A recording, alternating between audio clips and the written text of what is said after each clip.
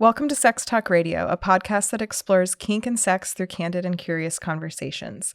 Join me and expert guests in exploring taboos and unpacking what it means to be sex and kink positive. I recently squirted for the first time, and it was a lot of liquid. That's why I'm so glad that I've since found Splash Blanket. They create incredible waterproof blankets for all types of fluids. They have them in a bunch of different sizes and textures, and they are truly incredible and very absorbent. Go to splashblanket.us and use code SEGGS for 15% off of your entire order. Lube is important for a lot of different sexual experiences, whether it is solo play or partnered play. It can enhance sensation and just make everything so much more enjoyable.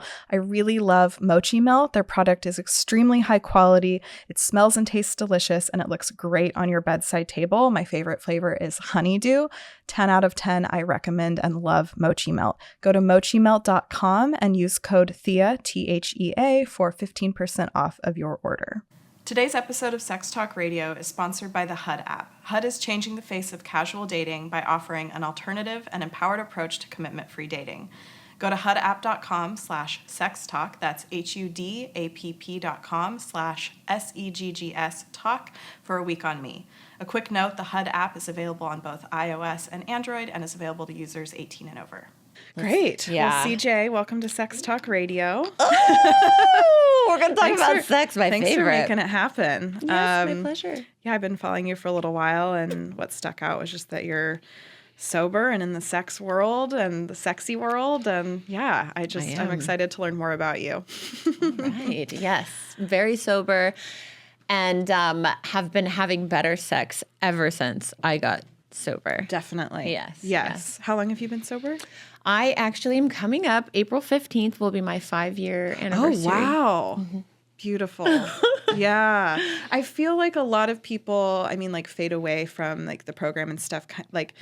I love how vocal you are about it and how much it's a part of your brand and what you share because I feel like it's so important because, and I understand there is a beauty around the anonymity of the program. Yes. And I understand the need for it because we're all, when we struggle, some people want an audience and some people don't. If I'm struggling, there are people that I reach out to, and then there are other times where I'm just like, okay, I feel like I really need to handle this on my own. So I understand the need for the anonymity. Absolutely. But I feel really called to speak about that. I do the 12-step program and to talk about that I'm sober and living a sober lifestyle because I just felt like I never saw anyone doing that. This interview is so meant to be. Truly, I'm really excited because it is important. And I've been thinking a lot about that because, as I'm sure you've had, a lot of sober, curious women reach out to me. Mm-hmm, and they're like, I've been thinking about it. I've been down. And but they men need too. To see, they need to see examples of people talking about it. People that are out there and they're still leading a full life. I always say, I got sober so I could do more, not so I could do less. Fuck yeah. And it's really important to me to talk about the meetings because that's where I get a lot of my strong feeling of sobriety, and that I get in the rooms what I was looking for at the bar or at the club, the connection. Yes, we say connection is the opposite of addiction. Mm-hmm. So that's a good point. Yeah. Getting what we were truly craving that we were getting fucked up to try to find. People are like, do you miss it? I'm like, hanging out in a dark bar? I know. Getting wasted and buying a bunch of strangers shots? I would do stuff like that. Same. There wasn't a lot of glamour. Same. Yeah. I would do crazy shit. And I think when I have cravings, because I was 4 years sober, but very righteous about the program. I don't need I'm good. And since I maintained 4 years of sobriety, I didn't feel the need for it until I relapsed. Yeah. And then now today's my 90 day. Congratulations. Yes, it's so exciting. And those are the hardest. Yeah. Yes. I forgot about that. They are. Yeah. I thought the 30 was brutal, but 90 really was the biggest stretch. And I'm very deep in the program now. And that feeling of I need a meeting, it's such a thing. Yes. And now I'm really in tune with that.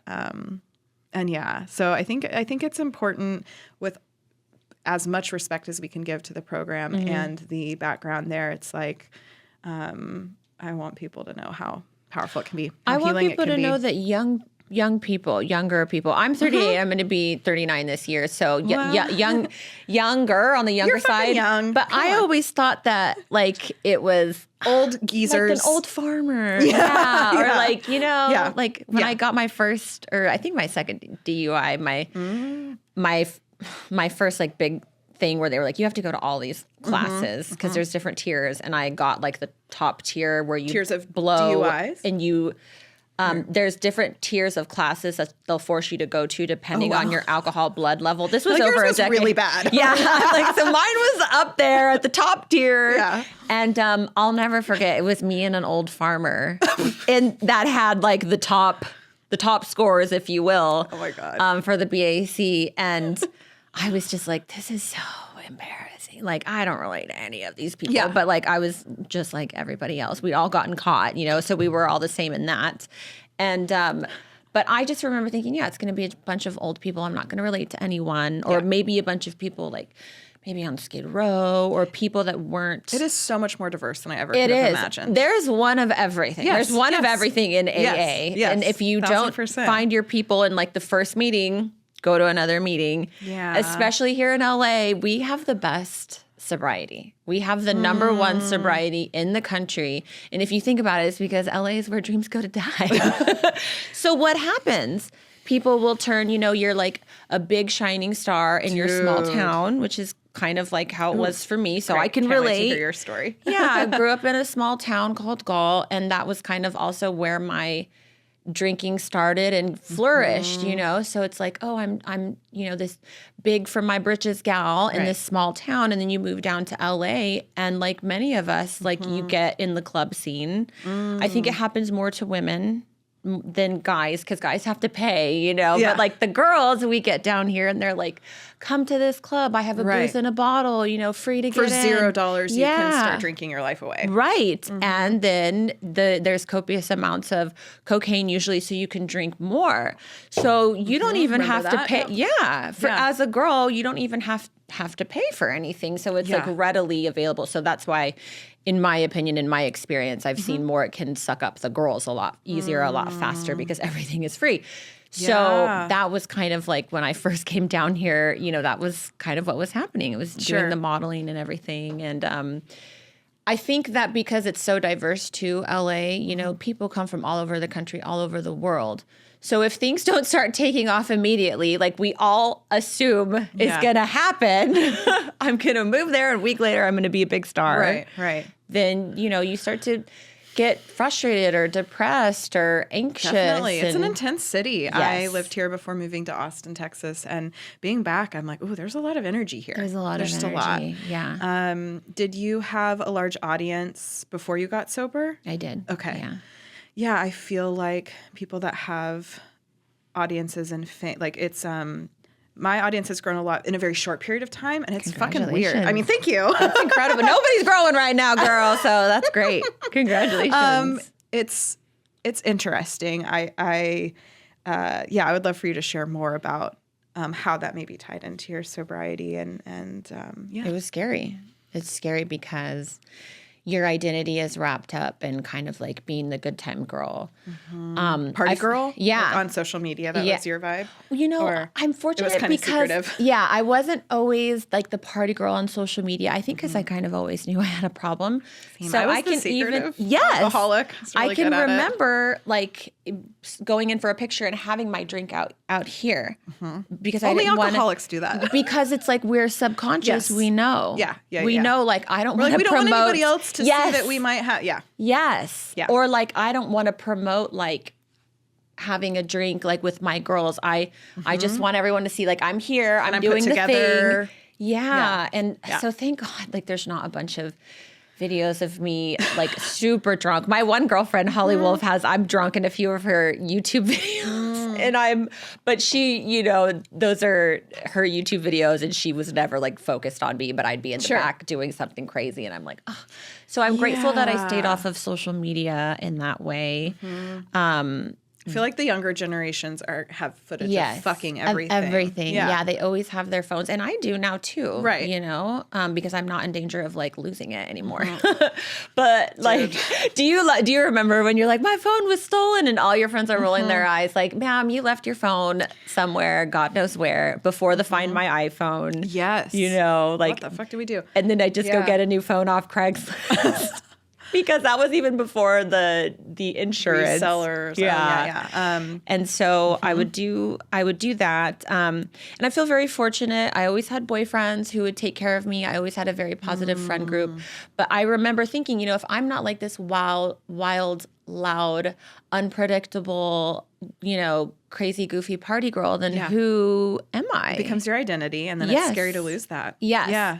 And I was kind of always the girl that, you know, they'd say like, "Oh no, you can't come in here," and that would like activate me. Where what I'm do you like, mean? Come in where? I would just be like, "Okay, you don't think I'm gonna get in, or you can't come over here," or anybody that would tell me no, or anyone would say this space is off limits. We don't like authority. Then I'd get activated. I'd be like, "Oh," or I'd be like dancing up on the table, or so I'd be like a super high. Nobody can tell me no, and or I'd be drunk, passed out. Like on the stage, VIP, on the like next to the DJ. We love the extremes. Yes. Yeah. Crying in a corner about something. There's some interesting drunks. There's like happy. I was actually pretty like happy party, like pretty up when I was drinking. And then there's like some girls get really sad. Some girls get really mean. Yeah. You never know. I bit people. I bit a couple people. Oh. Just randomly. Sorry, people. Yeah. And I would leave like a big bruise and people would be like, you bit me. And their eyes Stuff would just be never so. do. So really in the bedroom with consent. Yes, exactly. Yeah. And like they would show me the bruise that they had and I would feel awful, but I would have no recollection. Yeah. Yeah. Blacking out is very, very scary. With my relapse, I was doing some research over the summer, but then my like final straw was going out, and I hadn't experimented with hard alcohol at all. I'd just been like trying to keep it together with wine and whatever else I could find. And I drank hard alcohol, a lot of it. And I literally woke up, no idea how I got home, like nothing. And I, so common. Yeah. And my phone was fucking gone. And I was like, this is some 20-year-old shit. Yeah. And this is not the life I want. Yeah. It's hard to move forward in life when you don't know where your phone is at, or when you're like looking at your credit card bill and you're just like, I don't remember getting $200. It sounds like you and I both like to buy people a lot of shots. Yeah, because I like, what the fuck? People would always talk to me and buy me drinks, right? And so then I would feel like, okay, I've like saved all this money, so I'm gonna get everyone round on me. Yeah, and when I was drinking in like the little hole in the wall bars, it would be like 6 other people, but you know those things add up, and I think really I just wanted to like be loved and accepted. Yeah. There was some glamorous times, I've partied on a yacht, I've been on like a private jet, I've had all that fun, but I also think of like a lot of times where there's been good opportunity that I've just completely squandered, or even events that I've been to, really beautiful, well put together events with a beautiful curated guest list where I could have really made some great business contacts. Yeah. And, but instead, because I'm so nerve wracked and I'm just second guessing everything that I've done up until that point, you just go beeline straight to the bar. And then you finally get that relief of one, and then you have another. And then you're like, okay, well, I just need to be a little more buzzed to go up to this person and introduce myself or whatever. Yeah. And then you're drunk, and then it's just a party. Yeah. And your time is being squandered, Yeah. And the embarrassment and shame that came with it. I mean, it's so funny talking to normies because I'm like, why would you have one?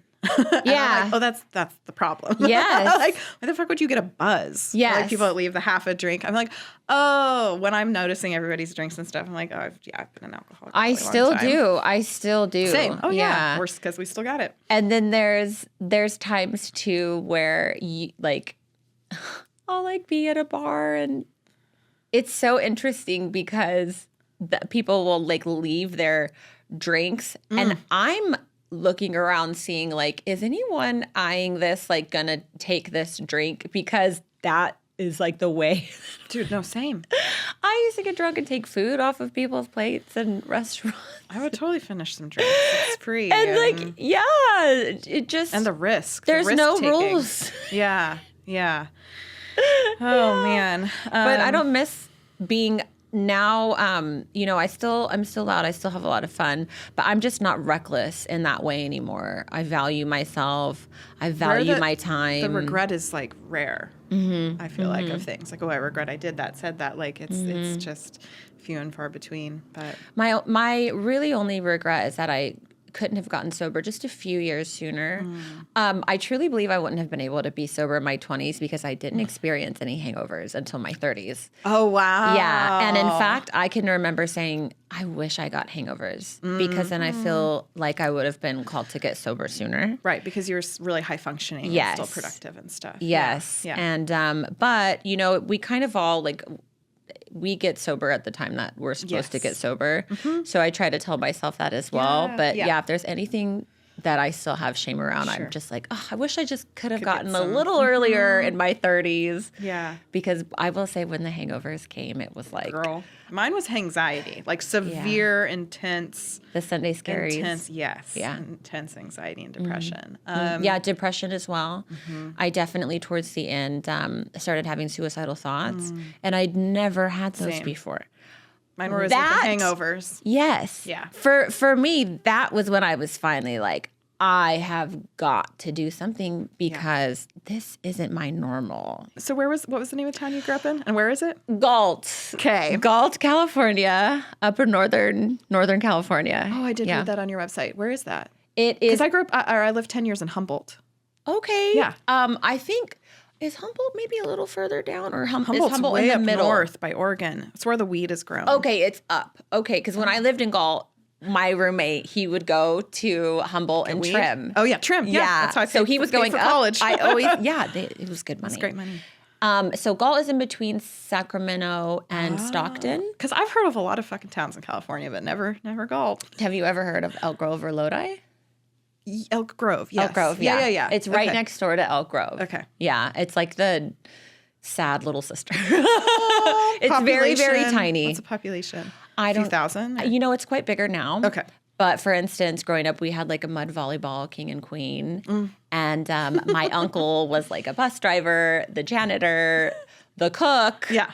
The, groundskeeper, the assistant, substitute, whatever. So like that's how small of a country town. We played on the railroad tracks. I recently squirted for the first time, and it was a lot of fluid. I was surprised. I squirted like 5 times in a row the first time I did it, and everything was drenched. I spent the entire next day doing multiple loads of laundry, and as excited as I was to have squirted for the first time, I also realized that I needed a solution for the problem at hand. So I am so excited to be working with Splash Blanket. They create incredible waterproof blankets.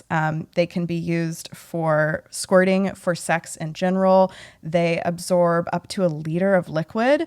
I mean, I just use mine as a cozy blanket. They are extremely diverse, and I absolutely love them. So go to splashblanket.us and use code SEGGS, SEGGS, for 15% off of your entire order. So I actually grew up in Homer, Alaska, a really small town. Yeah, like 3,000 people. Graduating class was 80. Hours a day. It's sunny, yeah? Or no? Okay. No, that is like a little bit of a rumor. Up in like middle high Alaska, yes. But it's dark as fuck in the winter. So like winter is probably like it's dark from like 11 a.m. or starts getting light at 11 a.m. and sun starts going down at like 3 p.m. Like it's fucking extreme. Wow. But it sounds like we were both eager to get the fuck out. Yeah, I have a lot of appreciation though now for growing up that way because I see the kids now growing up in LA and just like with the phones and I do feel very grateful to have grown up in a way where we were outside. I grew up running around in the woods. Yes. Yeah. And I really think, I think that like, I just feel like my health is better. Regardless of everything that I did to my body, the human body is incredible, y'all. Like I had an ex-boyfriend who would call me Wolverine, and he's like, you just regenerate and you like get back up but like we kind of all have a a little bit of that in us. Because if you go from leading a really unhealthy lifestyle to coming, like, you know, your body can regenerate. It can. And so, but I feel very like blessed in that way because growing up without a phone, we barely watched TV. You know, we didn't have a lot of money. So it's like one TV, you know, like, between two houses and exactly. And we'd play outside all day and I had my cousins and, I just like running around. We'd ride our bikes to Taco Bell. Like that was the big exciting spot, you know. In Alaska, we would drive an hour to go to get Taco Bell. We would smoke weed and go get it. But remember, and that was the vibe. And everyone would load up, and it was the most exciting thing. We didn't have phones, so you're chit chatting. There's got to be something there for like the shit we're up to now, because it's like. Yeah, because if that's exciting, then, you know, the big city and the partying and like these other extremes are probably like, holy shit. That was what I wanted. I just remember thinking, I can't stand this country shit. Like somebody would go into town and they'd like make an announcement. Yes. Because it was our trailer. Do you need anything from Costco? Yes. And my grandma's house and then my uncle, my cousins, my uncle, aunt, my cousins. And we'd make an announcement, and then it's like, if you miss the trip into town, you're SOL until the next week. You got to figure it out. Yeah. But there's something really charmed about that. But I remember thinking, I'm going to live in a big city where I can walk around. Yeah. Everything is within walking distance. And now I do. And I do find myself fantasizing about going back to the country. Oh, God, the grass is always greener, dude. It really is. We're all such assholes in that. Like, we want what we can't have. Yeah. It's the human, you know, it's like human design. Yeah. Or just, you know, we hustle and then we buy a place in the country and have both. Yeah, exactly. Yeah. I'm you know, at some point perhaps. Yeah. When did you move to LA? I have been here probably for about 8 or 9 years. Okay. Now, probably going on 9 years. Yeah. Yeah. Okay. And I first moved down to Orange County because I saw the Orange County Housewives. I knew that's what you were going to say. I love them. But I thought Orange County was LA at the time. And it's not, you guys. I almost moved to fucking Santa Barbara. Yeah. I was like, it's close. Like Santa Barbara now, like at this point in my life, I would love it. I'm down. But like, Orange County You wanted to move to LA and you moved to Orange County. Yeah. Yes. And then I remember getting stuck in traffic one day. It took me 3, because I had came out here for a photo shoot. And I went back to Orange County and it was 3 hours in traffic. And I remember thinking, what the fuck am I doing? What is this? Yeah, I could have driven almost from Sacramento and made it, you know, with another hour and a half. Like, this is insane. So, and so you wanted to do modeling, acting, like, I started out, I started out doing some modeling while I was living I lived in Galt and Lodi and Stockton. And I started on Craigslist and Model Mayhem. Oh, no. Wait, what's Model Mayhem? So Model Mayhem was kind of like a MySpace, but specifically for models. Like, that was the time that this was around. This sounds Model creepy. Mayhem. It's creepy now. Okay. And I had one creepy photo shoot, but I will say, for the most part, everyone was very kind. I wouldn't suggest it now. Don't go on there now. Mayhem, don't do Model Mayhem and don't do Craigslist. But back in the day, not Craigslist. I was pulling in a sweet little payday from Craigslist and Model Mayhem. But doing sexy stuff? Doing sexy stuff, yeah. Okay. The nudes were what was paying, you know, always the most. But then I would nudes get also... Who? Like, at this time, where did the nudes go? Girl, they were just private collectors. This one man had me outside in the woods with some antlers. He had 2 antlers. He was trying to tell me about the story behind these antlers. Dear. And I was really... The men that were photographing you? Yeah.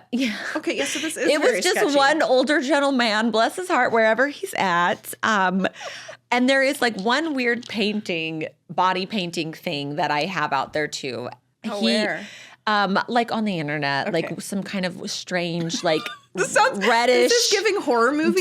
Yes, but everybody was always so nice. I do feel grateful because, you know, if you don't know me, I don't have like the most welcoming or inviting or friendly face or air. So I feel like people kind of always got that from me, like, don't mess with this one. So I'm grateful for the experiences that I had because everybody was always very respectful with the exception of one weird guy. And I told him, like, he was like, oh, you need to pose like this. And he was like touching me and moving my body how to pose.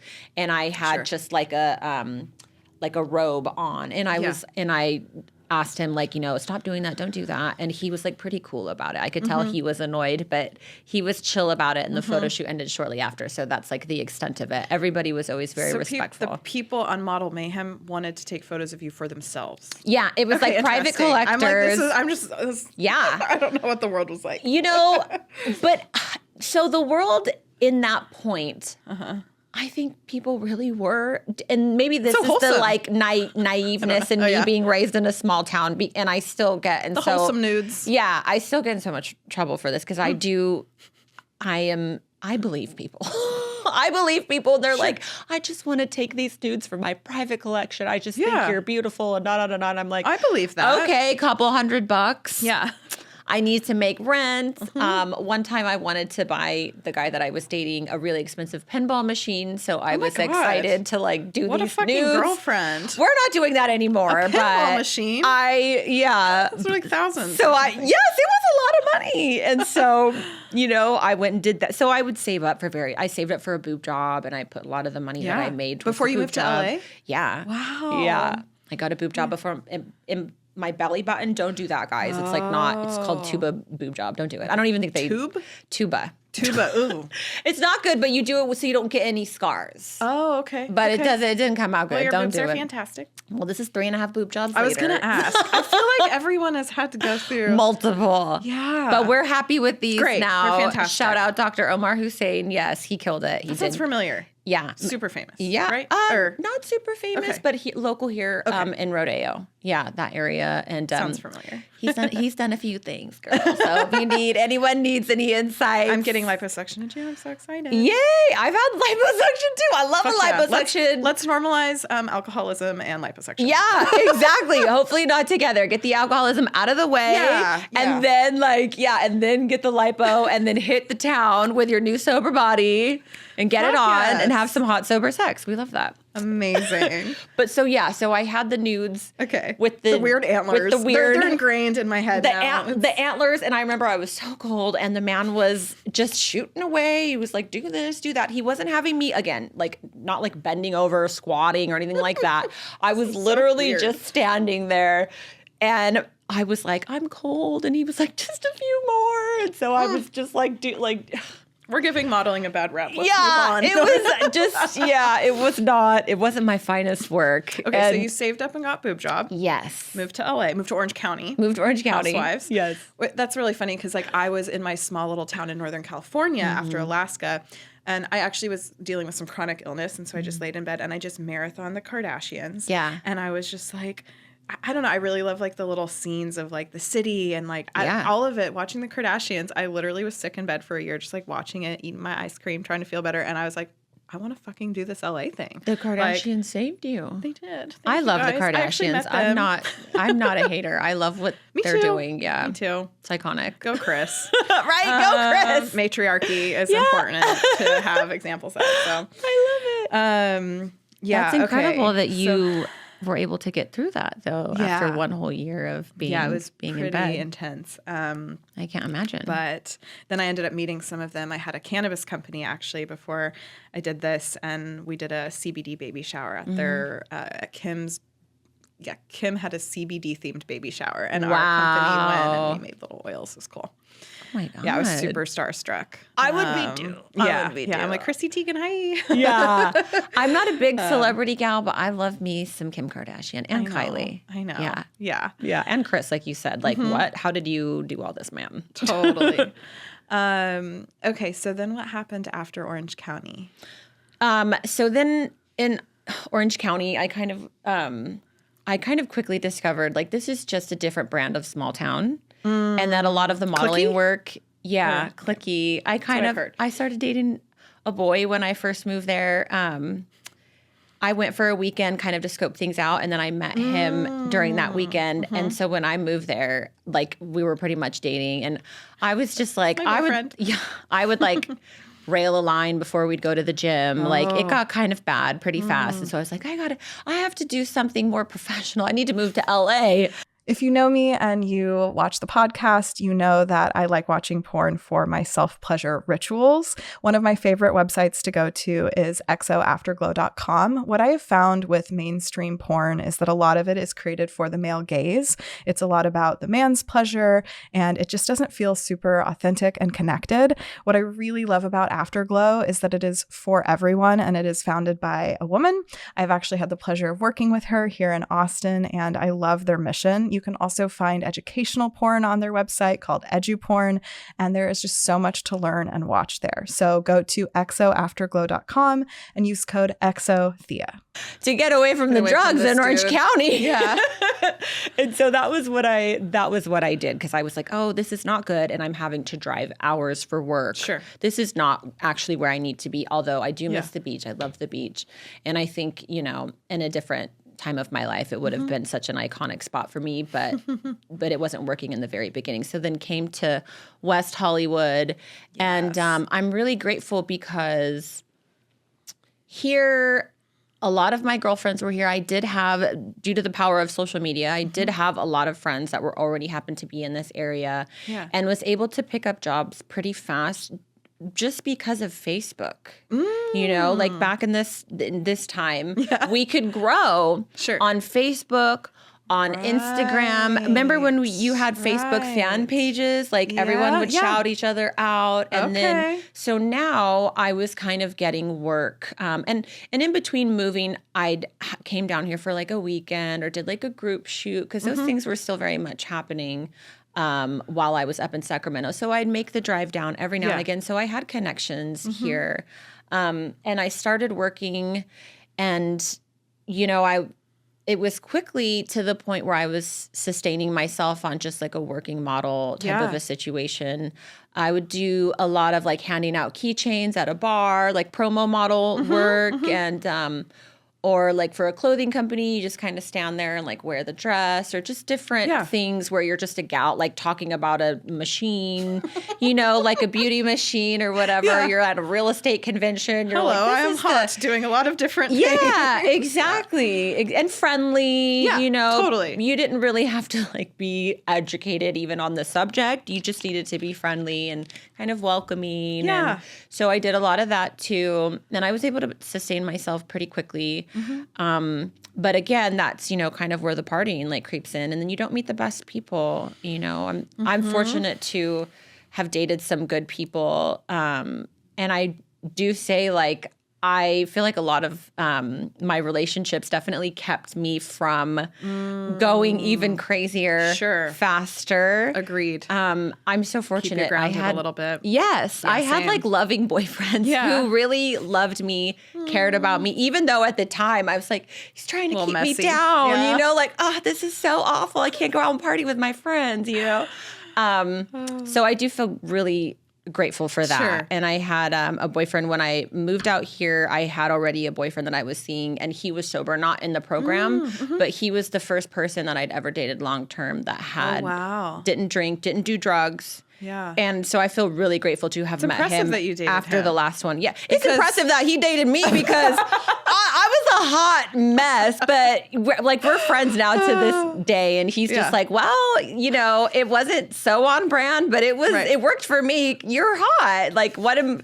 I going to do? Like, am I going to say no? And I'm like, yeah, you're right. You're not going to say no to me. I just feel like subconsciously I actually steered clear of sober people in addiction, because I was like, y'all are... I sought them out. I had a roommate who was sober too. Yeah. I was raised religiously, so I didn't grow up around alcohol, drugs, cursing, what any religion? of that. Christian, but we were just very staunch. Like church all the time, 5 days a week, Christian school growing up. Wow. Yeah. There was a Christian Bible podcast being filmed in here right when we showed up, and we're like, those have arrived. Like, but you know what? Here's the thing too, and this is where my growing up. And I do feel as though like I have a spiritual deity that I have, or I have a higher power or God in my life. But I hope more that these spiritual people or these religious people, I guess I should say, the religious people can be more welcoming of maybe somebody that's not obviously adhering.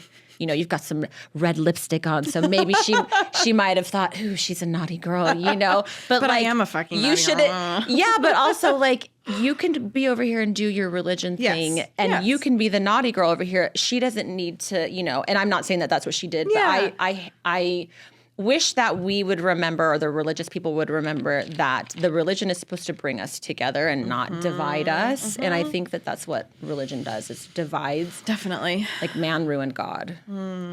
Yeah. Okay, so your podcast is Inside OnlyFans. Okay, great. I'm like, speaking of naughty, I'm like, I don't know how much more time we have. Let's get into the naughty shit. Okay, let's do it. Inside OnlyFans, because when did OnlyFans come into your life? Okay, so I got like a ton of DUIs and then couldn't leave the house, because I just kept getting caught driving too. And I'm like, this is so bad. I need to like make money but not leave the house. You know, webcamming. Enter? Yeah, enter webcamming. What year? Like 10 years ago? I mean, yeah, at least 10 years ago. How long has OnlyFans maybe been around? OnlyFans has probably only been, I think OnlyFans has been around for maybe, I didn't have it when I moved down here, so it hasn't been 9 years, but I would say maybe 6 or 7 years. It's been around for a while. Yeah. And because it started, I think, as something different. And then it was around for a few years before the pandemic, but then when the pandemic came, that was when it really blew up. All the girls got the creative stuck-at-home ideas. Because I had it before the pandemic, but I'm glad you we did. were using it in a completely different way. Oh, what do you mean? Yeah, we just weren't making money. We were like, you know, you charge like $50 to be a member, and then there was nothing like mass messages sending. Now it's better to be like, here's a free profile, and then you mass send all the messages. That's what I'm hearing. Is free profile is you want to get a bunch of people in there and then send them all your stuff Entice to buy. them. Yeah, and then back in the day we were, you know, not using it wrong, but we weren't utilizing it like they're utilizing it now, because nobody really understood what was happening. That and Sex Panther. So, and then I would do also phone calls. Wait, Sex Panther has been around that long? Yeah, Sex Panther's been around a long time. And in fact, I think they were around. Newer. I think they had a rebrand because from what I understood, the brand was maybe switching hands. And so they weren't around for a little while. I believe this was during the pandemic too. Okay. And then afterwards, now it's kind of having a resurgence. I think because maybe it got sold or something. Don't quote me on that. I'm not sure. Good. Well, so I actually am really interested in building a product, a tech product similar. You should. Or a competitor product. Yeah. Okay. I love that. I just thought Sex Panther was newer. But yeah, so I've been doing stuff on Patreon, not OnlyFans, because I have this like mommy dom thing that's happened in my life. I saw that fun. You gave a man an ass orgasm. I did. For like, and you said it was like so incredible to see. I'm like, oh my God, I want to. Prostate orgasm. Yeah. It's cool. It's like watching a woman's first like G-spot orgasm, because it's like just something they've never. That's pretty wild that you got to experience that. We've been playing together a long time. Like it wasn't just like, hey, let's, you know, we've been hanging out for a few months, but, where was I going with all that? Ass orgasms got me distracted. So about Inside OnlyFans. So I got into the webcamming thing, and that was kind of how I entered in to that realm. Yeah. And was that good money? That was great money. Okay. But we were working like dogs. That's what I've heard. Yes. Like long ass shifts. Yes. It's like a 40 hours a week minimum. Oof. And then you're doing it essentially even more because you do become addicted to the money. I remember one year for my birthday, the door just kept ringing and ringing and ringing because I was working so much that I had like the Amazon wish list even back then. People were just sending like thousands upon thousands, and I was getting cash apps and, you know, things bought from like a laptop and, you know, designer shoes. And I was like, I mean, it's like a slot machine. Like, you and I are well versed in addiction, and it's like the slot machine thing is very real. People get very addicted to gambling, and the never-ending scroll, the little and the dopamine. And I try to be careful about that because, like, I love getting money for like sexy stuff. Of course, and I love getting money for nothing. For any, what do you mean? Sure, or for absolutely no reason. For existing simply as we are. Yeah, that's the best. Yeah.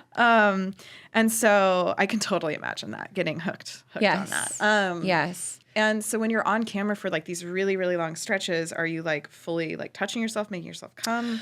So I feel very grateful. I got with a company that the owner of the company told me the less you do, the more these guys are going to go wild and give you more money. And so that was, holy shit. He always told us, don't even get naked. No fucking way. Yeah. And I feel very fortunate. Whoa. Again, I feel so grateful. I've always had like really good like men in my life. Yeah. I mean, they haven't all been angels, but I feel so fortunate. I have always been taken good care of by men. Some of them have had the attitude problems. And this guy was crazy too. He'd pop off and, you know, he'd be nuts. And he had a big Italian personality. And he wasn't my boyfriend. I wasn't dating him, but he was like my mentor because I was living in a cam house at the time. Dude, I've seen these on reality shows. Yes, like we should have had a reality Netflix TV shows show. where they're like, and this is where the 20 women live in Vegas. Yes. And I'm like, and we did. Wow. We did. And we had a blast. I know that sometimes there's a lot of like sex, drugs, rock and roll, and it can get very dark.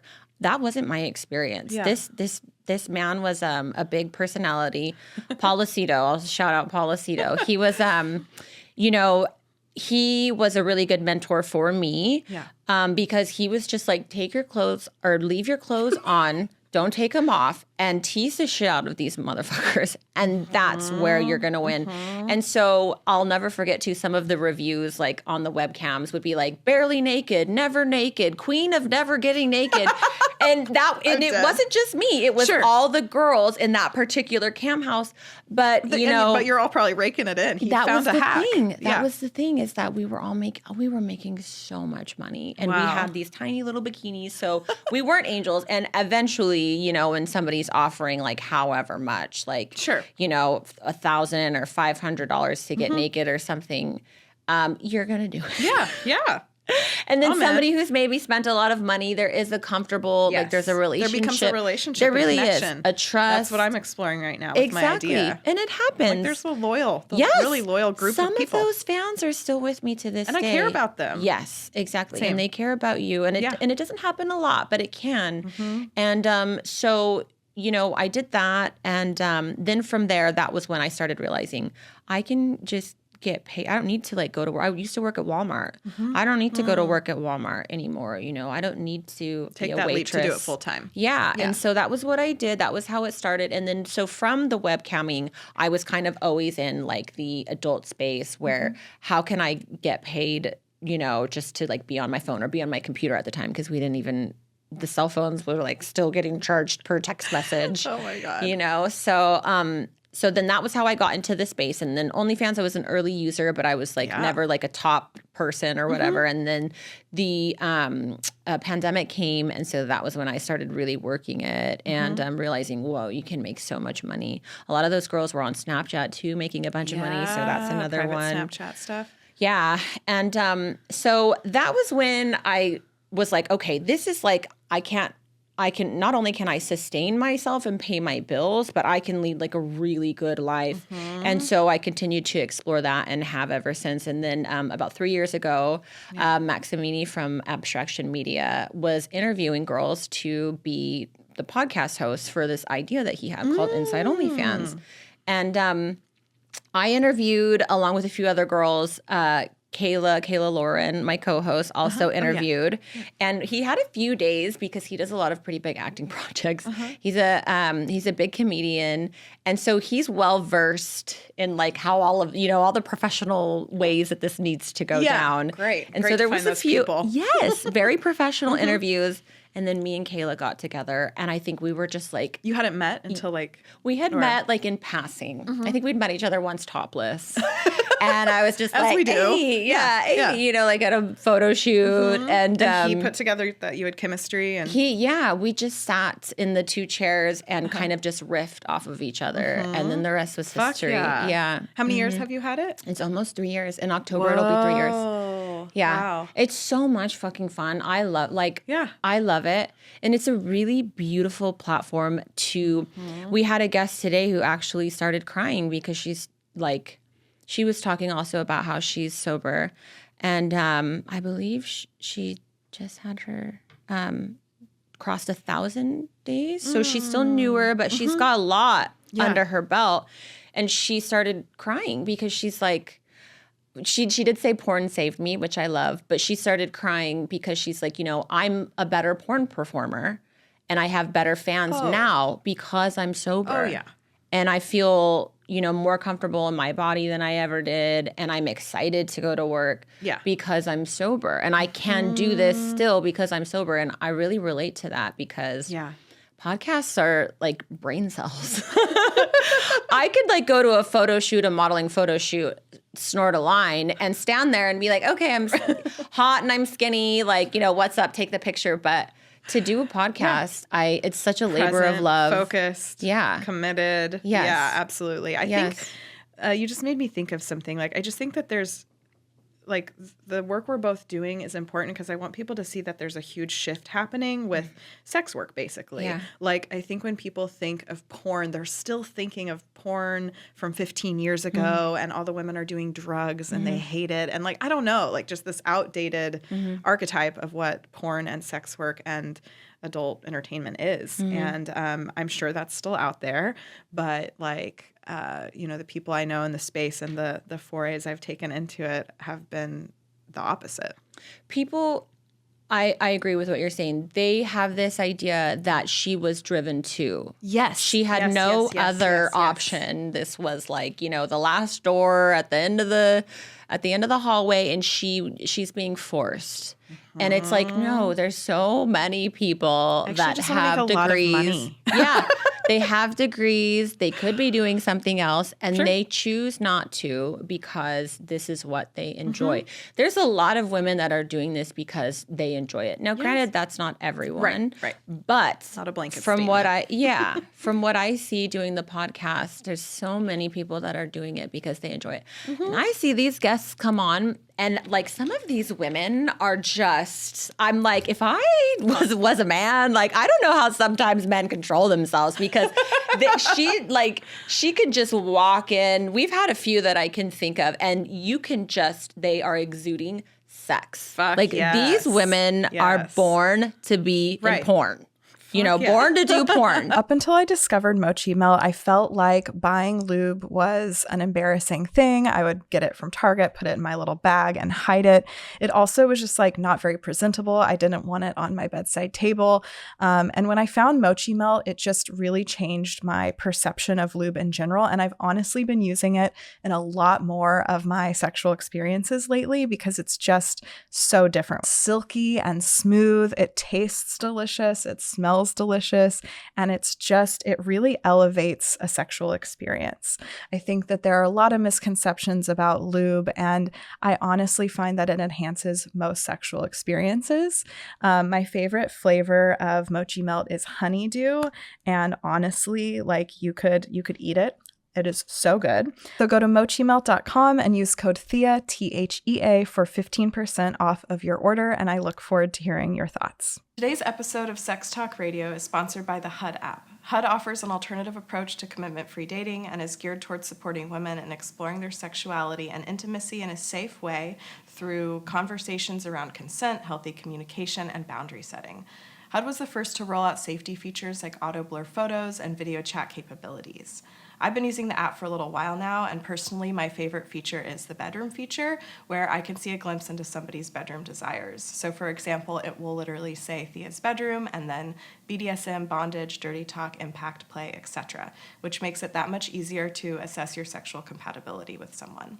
HUD is really future forward in how they're evolving their app, and I'm excited to continue using it for casual dating. Go to hudapp.com/sextalk, that's hudapp.com/SEGGS talk for a week on me. A quick note, the HUD app is available for both iOS and Android and is available to users over 18. And they're happy and they're fulfilled. And the only problem with porn is the societal, stigma that they then have to leave the porn set and go out and endure. Now, I'm not saying that, everyone should date, for lack of a better term, a high mileage woman. I'm not saying that. I understand that there's going to be people that are going to say, I only want to date a virgin, or I only want to date a girl. Body count thing. Yeah, which I think is ridiculous. We're just really good in bed. Sorry.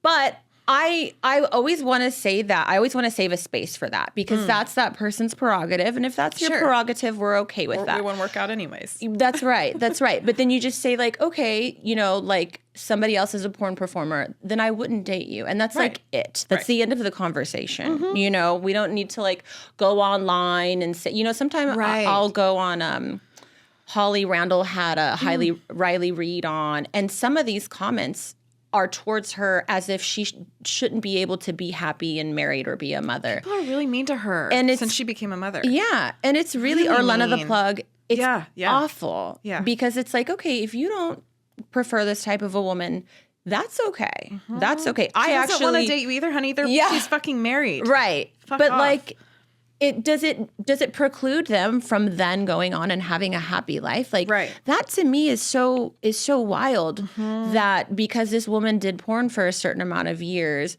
that she shouldn't then be able to go on and be a mom, or she shouldn't be able to go on and be in a relationship, in a happy relationship, whatever that looks like for them, because it's different for everyone. I think it's really outdated just philosophy, because it seems like there's a transition with the motherhood, specifically that, because these men are probably paying the money before. You know, it's something about their own fact that the thing, like they're uncomfortable with it, or there's something about the transition to motherhood, and it's really bizarre. Yeah, I think it's like the Madonna horror complex. Yes. Yeah, that because now she's had a child, it's like extra bad that she did the porn, and it's like, wait, but how do you think the baby got here? She's having the sex. Like, what? You know, like you have enough sex, a baby's going to happen potentially at some point. So it's very interesting. But I actually don't think, and I myself don't do porn, but in my opinion, from what I've seen, I don't think, or what I'm hearing, I guess, is that it's not the porn that's the problem. It's them going out and having to be degraded consistently by the people in society. I will say, on the other hand, some of these fans that rally around these porn star women, especially, they are so iconic. They are so loving. Oh, I went the good to ones. Okay. I went to AVN or I didn't go to AVN. I went to XBiz, I think, the one that was here, and I loved like. There was like these wraparound lines to see like Kaylee Gunner, Angela White, you know, like all the greats. Wow. And all these men were like in line with these pictures. They were chit-chatting, like having the best time ever. I'm like, this is fucking cool. I had the archetype of who I thought a guy would be that was like maybe more submissive and curious about playing with me virtually. And like I had a judgmental take on what they would look like, who they'd be, their dick size, like I don't know, all these things. And then it's like, it's proven me wrong every time. Like a lot of them are just normal ass people, and they find a connection to you and they actually want to connect in that way. And so like, I don't know. I've loved my experiences with that. And these people they genuinely want to see you genuinely having fun. Right. I think a lot of the porn girls that are the most successful are the girls that are genuinely doing things that they love. Yes. The fans can see that. And being more vulnerable, like, rather than having somebody else run their page, like that kind of thing, I think, too, is important. Yeah. Anything authentic makes you relatable. That's what I've even found in sharing about my sobriety. Yeah. It makes us relatable.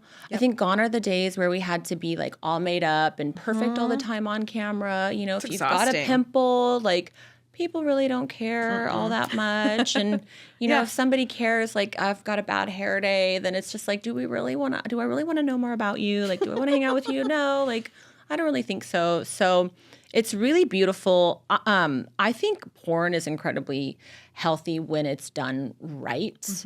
And I think that most of it not being done right just has a lot to do with the stigma that's attached to it.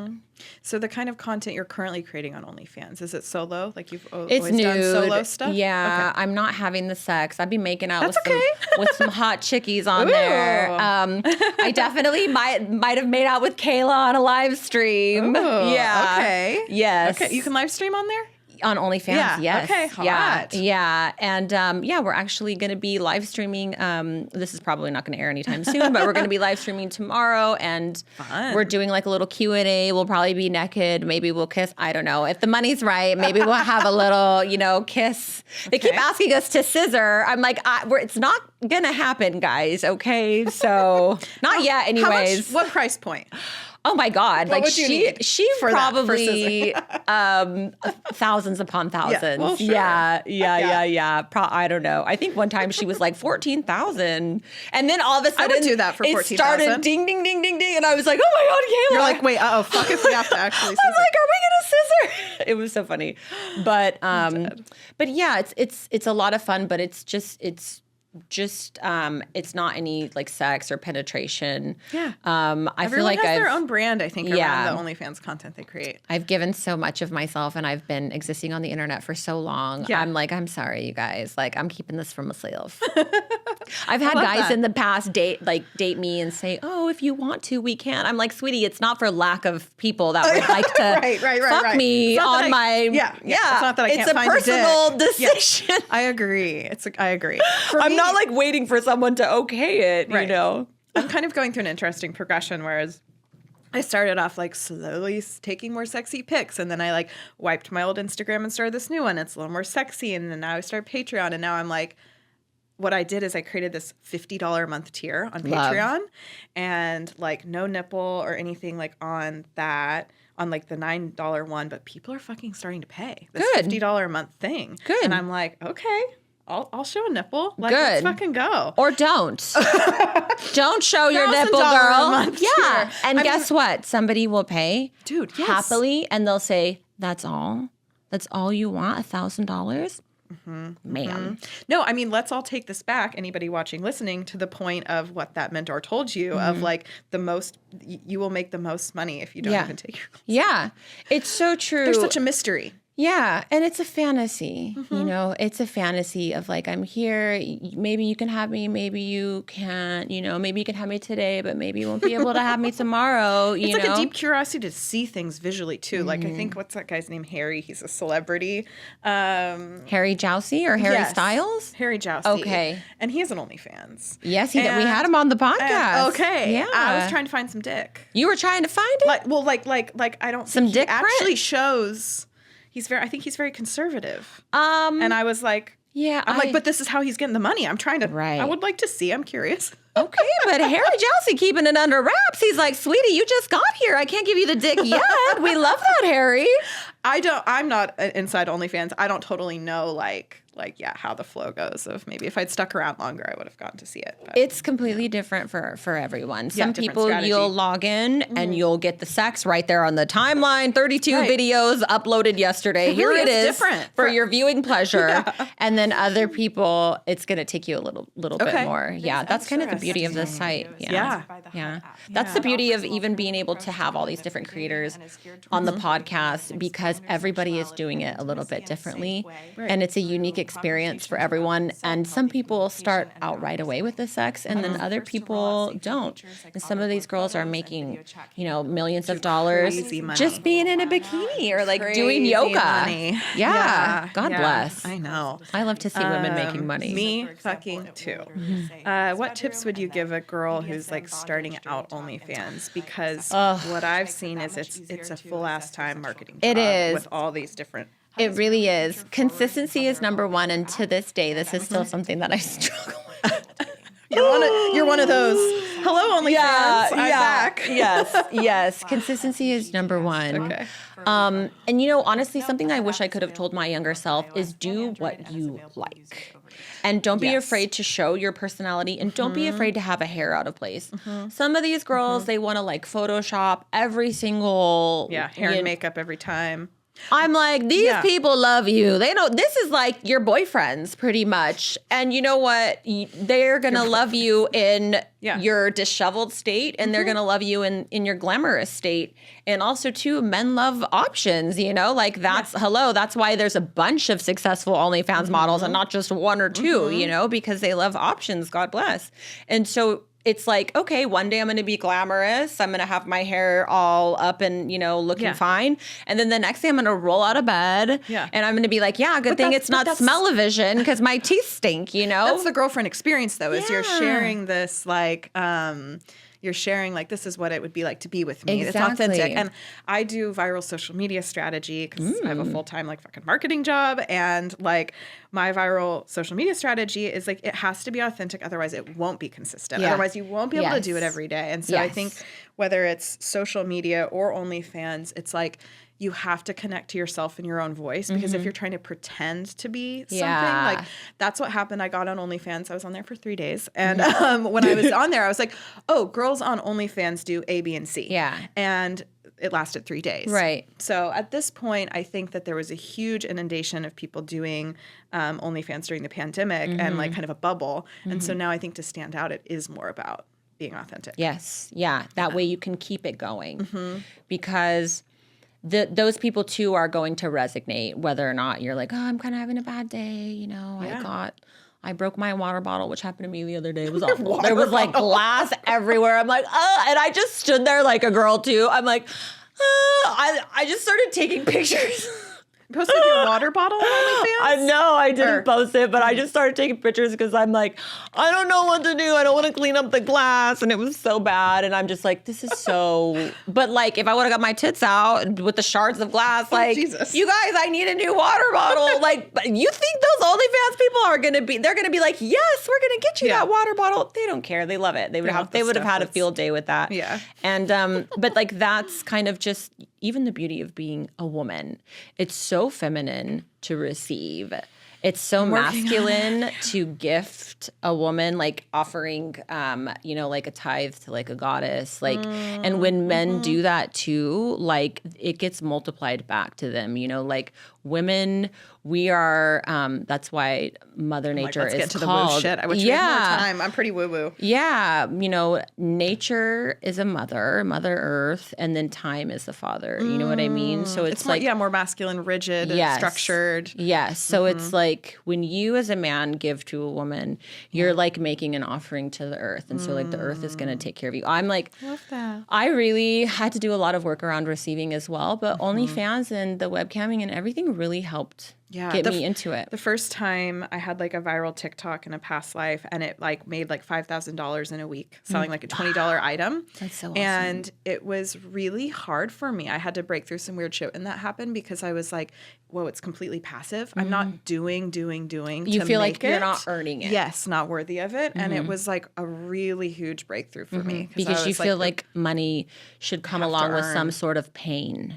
Or some sort of like uncomfortable exchange. Like and it's simply not true. It's not true. Yeah. Chills. Yeah. Yeah. It's really not. Yeah. It's very natural. You deserve money for free. Yeah. You deserve money. But it's not even money for free. There's still an exchange, because women, we have like a feminine air. A lot of men just go to the strip club simply just to sit there.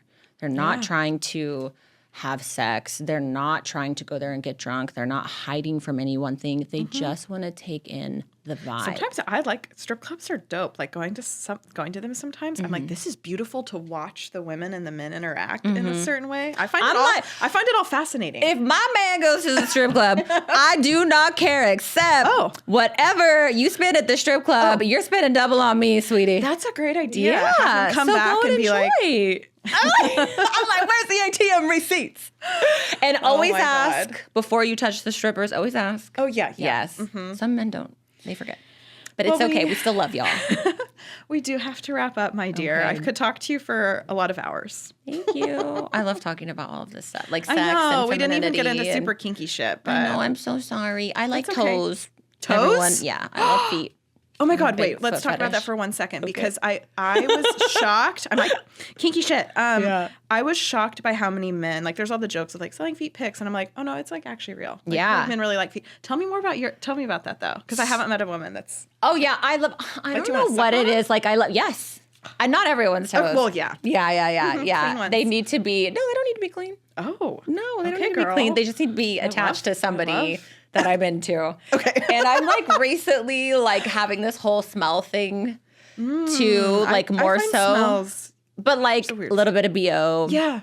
No, same. It's very animalistic and like primal. It's gorgeous. Okay, women like toes too sometimes, you guys. But but I just love like the tabooness of it. Totally. I love kind of like trying like switching somebody over to be like, whenever I more freaky? Yeah. Whenever I first go to suck someone's toes, they're like, you know, they might be like, oh, don't do that. You know, don't do that. Oh, that's so gross. Da, da, da. Oh, but my then God. after a few times, if they like let you do it once, it's so nice. Dead. I love and that it's we're so ending it this way. yeah, it's powerful in like a feminine way. Okay. You know?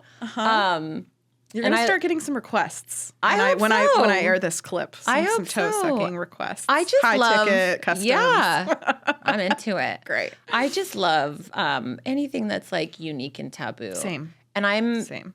I'm just all for, you know, in sobriety now I get to like ask for what I want versus having to be drunk for sex. And again, I was in loving relationships, so I didn't ever experience anything like where somebody took me without my consent or anything. But like, I didn't know what I liked. Yeah. And so now for me to sit here and say like, I love sucking on toes or I love my toes sucked, there's such like, granted, I don't need that like every time to come, but like just, it's not all she's into. Yeah, exactly.